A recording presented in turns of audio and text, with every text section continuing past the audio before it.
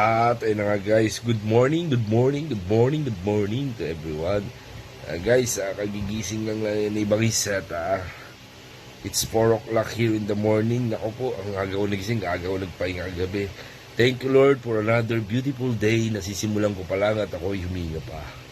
Yan guys, masaya lang ako na sabihin sa inyo na masaya ako dahil meron bang magandang balita pagmulat ng mata ko na naman na yung kaibigan ko na may pinipray ako for him is nangyayari na ngayon. So binalita niya sa akin, tapos meron na namang isang lift up mula sa ating mabuting kapatid sa pananampalataya at sa ating kabangis. So guys, just to share with you, totoo yung mga nababasa natin ng mga post na walang bayad ang gumawa ng mabuti pero may sukli.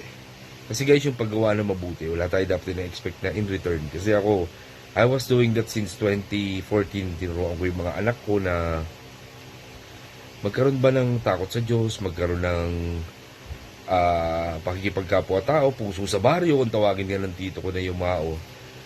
Ganun yun eh, kasi maganda yung makatulong ka. Mas masakit kasi yung pag ikaw ang tinutulungan, di ba? Yung parang ikaw yung nangihingi.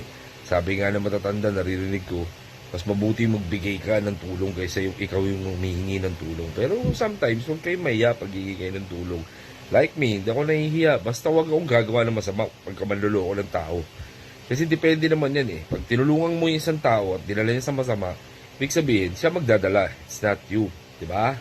Ganun yun. So guys, meron akong short video dito siguro ng mga ginawa namin noon. Ito hindi pagyayabang ha, kasi ginawa ko to nung araw pa. Until nagdating yung pandemic, na tumutulong tayo guys. Share ko sa inyo na yung mga anak ko, maliit pa lang sila, minulat ko na sila ganyan. Kaya pag nakita sila nahihirapan, binubulong nila sa akin, pa pwede ko ba i-share yung food ko dito sa tao na to, nakita nila yung nagugutom yung bata sa kalye. Natutuwa naman ako kasi kaming pamilya guys, naniniwala kami before nung kami ay buo pa na sharing is caring. Kaya tandaan nyo yun guys, lalo na ngayon magpapasko guys, lamigan nyo yung puso nyo. Sharing is caring, ha? So guys, manood na tayo lahat ha, para sa beautiful morning nyo at sa very inspiring na mga ginagawa ko noon na sana Lord, gabayan mo ako, makabalik ako sa landas na to para mas marami akong matulungan less fortunate. So guys, sabay-sabay tayo manood ha. Bye-bye!